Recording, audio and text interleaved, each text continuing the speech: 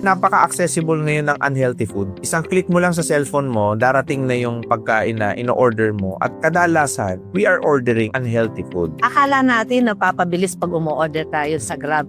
Pero ang totoo, sa Salad Master, matipid sa gasol, mabilis ang pagluluto, healthy. Bago pa dumating yung in-order mo sa Grab, kanina pa luto yung sa Salad Master. Oo nga, napansin ko ngayon, mami. Ang bilis lang natin niluto lahat. In how many minutes, ilang putahe yung naluto natin. Yeah. Actually, yun ang isang kinakampaign talaga namin sa Salad Master to encourage people to go back into healthy home cooking.